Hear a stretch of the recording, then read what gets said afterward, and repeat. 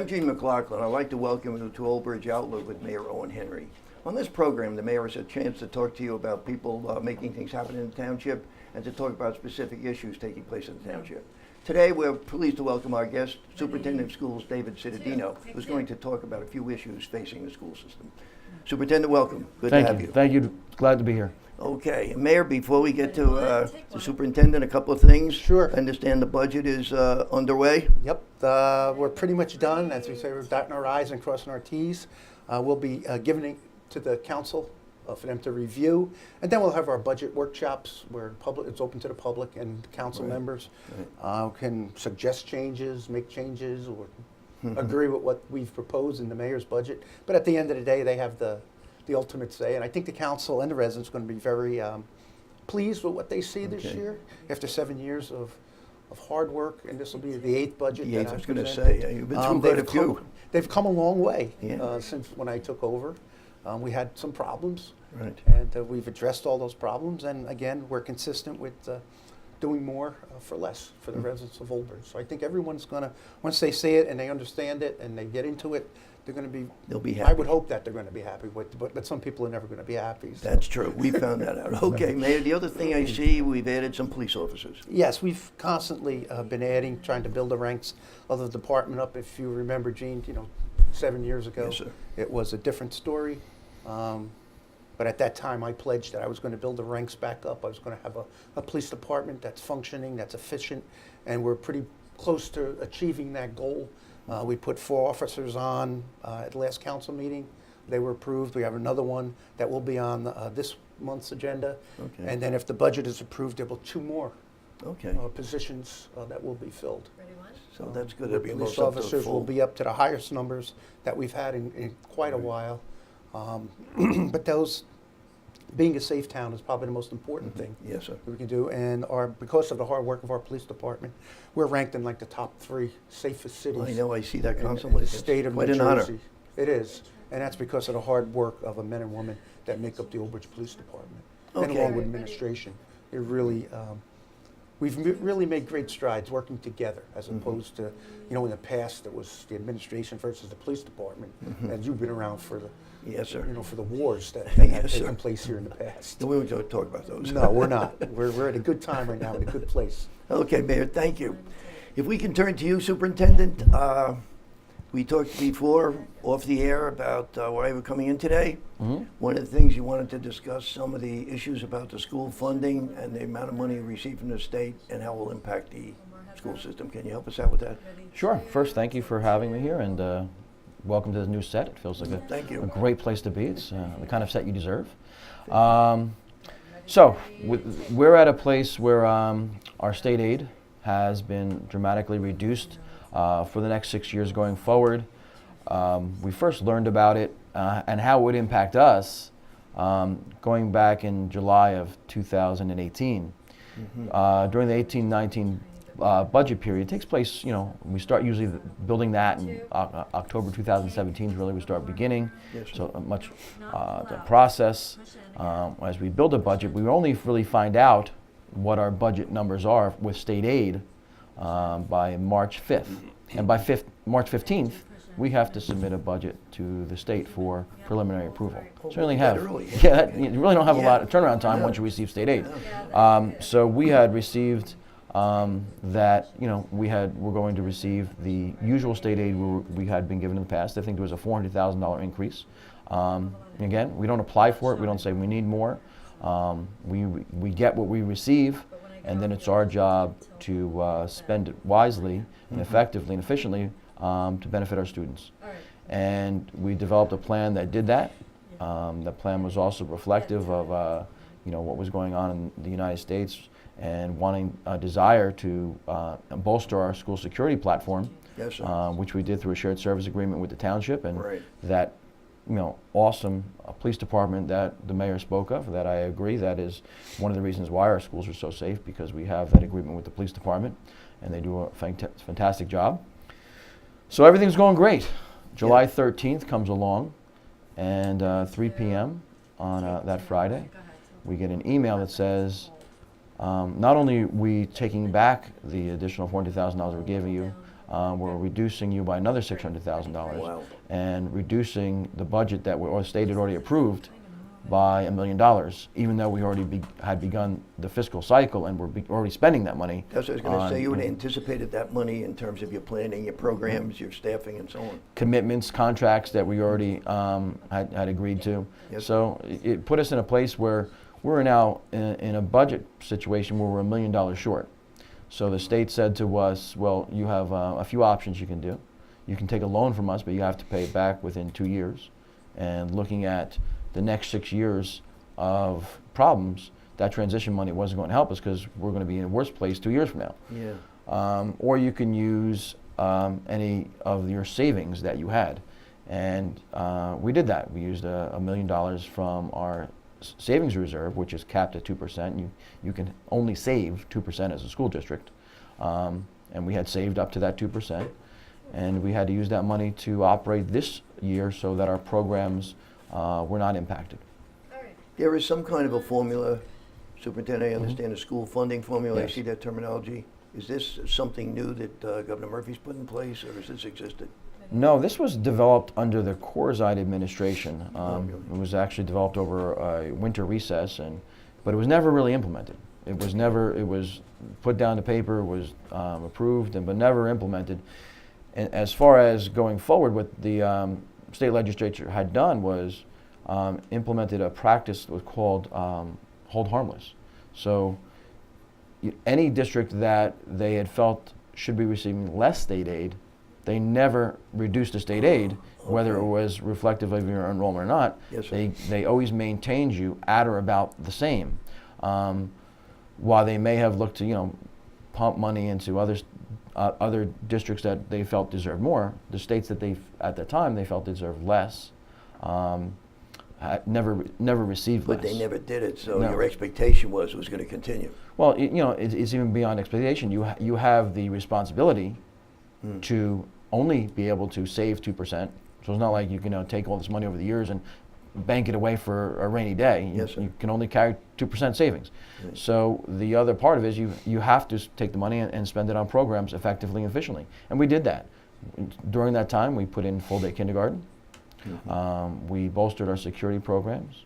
We had every school in the district recognized as a national school of character, and Right. a national district of character.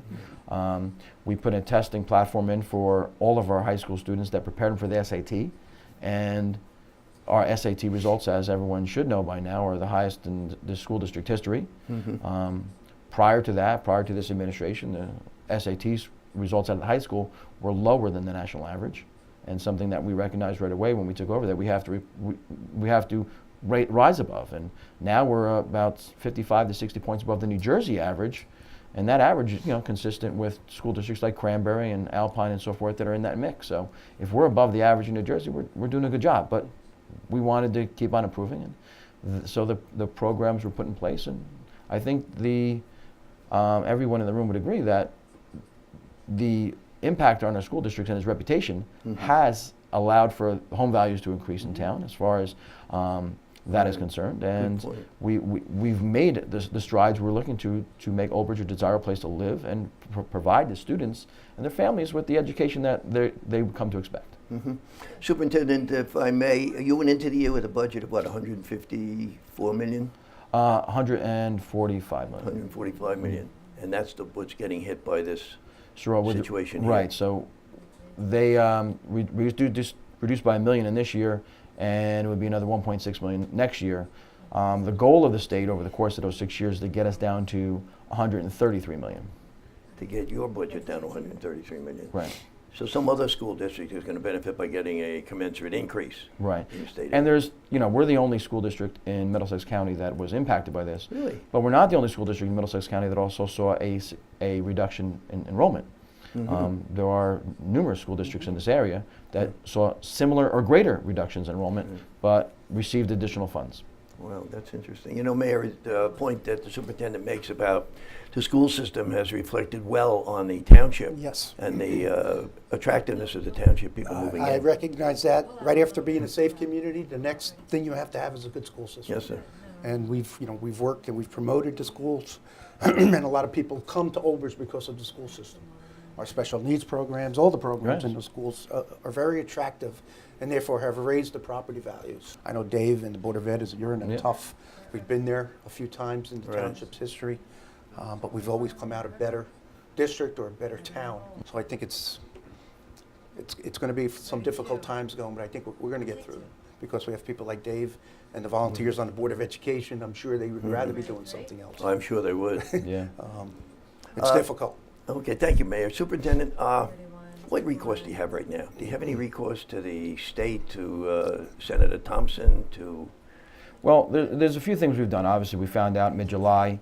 I was able to get a meeting with the commissioner at the time, myself and a few other districts, within approximately 20 days of the notification, as soon as I can get a meeting. Yeah. And they listened. I'm not sure much came out of what the results was going to be. We've proposed things like banked cap, and I can educate everyone about banked cap and what that is. So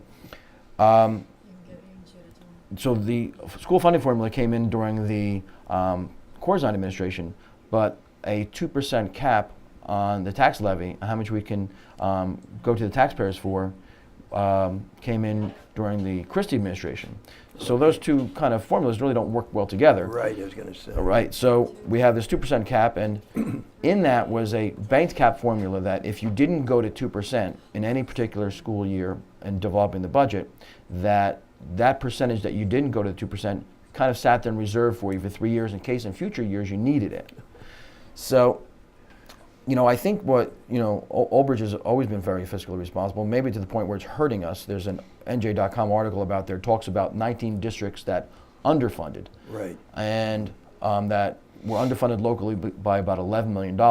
So Old Bridge is not a place that we've gone above or to 2% every year. There are, board members in the past that have stated that they wouldn't support any budget that was at 2%. In fact, fought for a lower budget. But in really understanding this school funding formula, you're penalized by not going to the 2%. I was going to say it's sort of a catch-22. Right. So they are putting us in a place where we should be spending more locally, but they want us to be at a place where we should be spending 2%. So getting back to the bank cap, Yes, sir. we had about $1.5 million in bank cap that was sitting there. But being fiscally responsible, we could do our budget at 2% and meet all our needs when we developed our 18-19 budget. State approved it.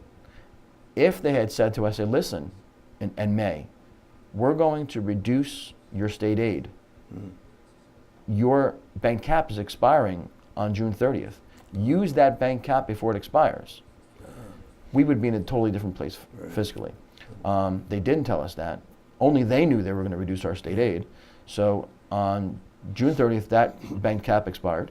And on July 13th, the state aid was reduced. So, here we are being fiscally responsible. We're not going to 2%. We're taking every dollar that we do get and spending it on programs that are having results in increasing our home values. And now we're at the point where we're being penalized for it. Okay, well, Superintendent, thank you.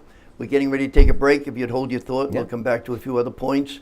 Folks, we're talking with our Superintendent of Schools, David Cittadino, about an issue with state school funding of the Old Bridge school system. We're going to be back in a moment to pick up the conversation. Please stay with us. Back again with 4 awesome discoveries you probably didn't hear about this week. Like my rock?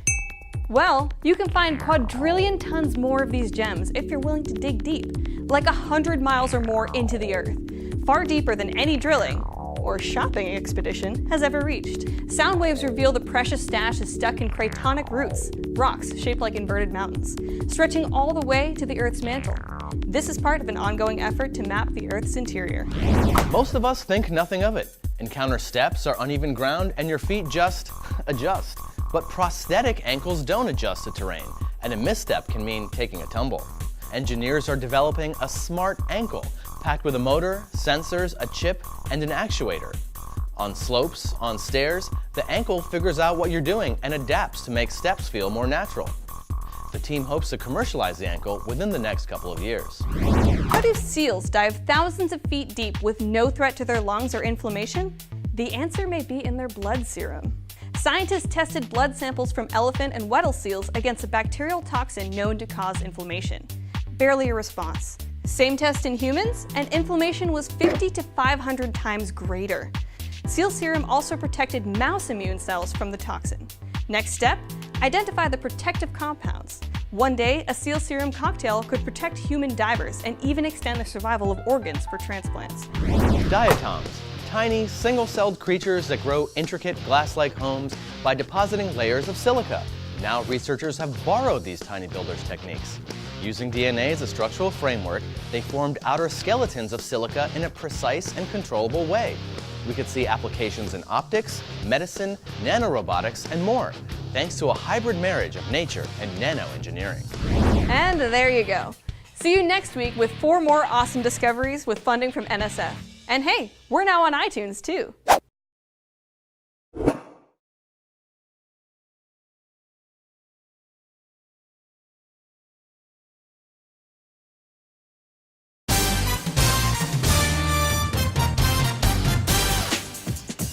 Hi, welcome back to Old Bridge Outlook with Mayor Owen Henry. Today our guest is Superintendent of Schools David Cittadino, and we're discussing the entire issue of school funding as it relates to the school system and the state's participation in that funding. Superintendent, we can pick up where we left off. We were talking a little bit about the issues, and we're starting to discuss any recourse you might have. Yeah, so we've tried to meet with any legislator, the governor's office, anyone who would help us, maybe, because we really need a bill. I'm not under the false pretense that I think a bill's going to come this year to help us this year fiscally. But if something doesn't happen in future years, it's really going to impact the services we can provide here in Old Bridge to our students. I don't kid around when I say that by year 6 of this plan, if there is no relief, that we could be a place where we're only teaching what's mandated. Really? And just having math, social studies, and science, because there'll be little fiscal reserve left to do anything else. Yes, sir. So we have recently made some headway with the governor's office again, and reaching out through one of our board members to ask the governor on the TV show, and he's promised another meeting with the Commissioner of Education to see if there's any transitional funds to help us. That would be financially responsible for us to take part in. Yes, sir. We have met up till last night with freeholders to see if they can help out in any way, being that Old Bridge is the only, like I said, the only town in Middlesex County to be impacted, and I think we contributed about $54 million to the freeholders. Is there any way that they can assist us here locally? And then next week I have another meeting with someone who's very influential with the legislature to see if there's something we can do.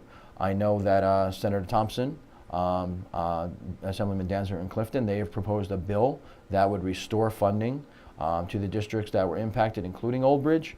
We have a petition that is on the district website for parents, anyone to sign supporting that bill, and hopefully that is a recourse that could help us in future years. Well, okay, a lot of things to do, huh? In light of that, though, and suppose you don't manage to get this kind of relief, Right. what kind of steps do you have to take to accommodate this reduction in terms of cutbacks? Right, so it was only within the past 30 days that the state really put down their foot and said, listen, nothing's coming right away. So you have to plan for the worst. And if this year's bad, within 2 years it's going to be really bad. So you have to have some consolidation plans in place, and you have to have ways to generate revenue to help you through those dark times. Revenue is not really what we do. We don't make something and sell something. Our product is our students. We're not a business. Right. So we are looking in ways to have revenue, and part of that is, unfortunately, looking at our assets and what we have that are desirable out there.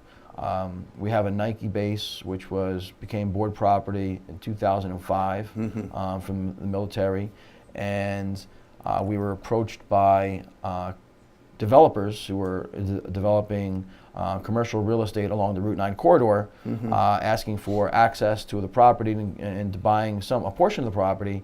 And in that meeting, they also said, if you ever want to do something and sell the rest of the property, let us know.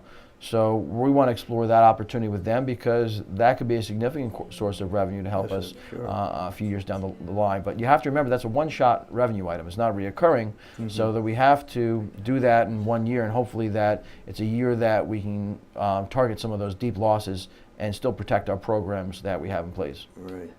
How about the schools, closings or cutbacks? Right, so you know, it's with a heavy heart. We look at these decisions as a board, and a few years back we did a school assessment with an outside contractor, and they looked at our properties and looked at our capacities within those schools.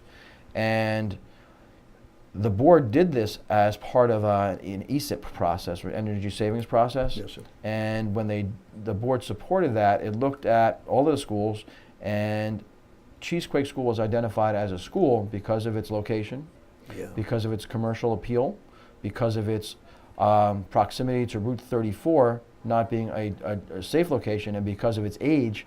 Not a recommendation from the outside provider to a place to invest future for ESIP projects or any money towards building up the school. Okay.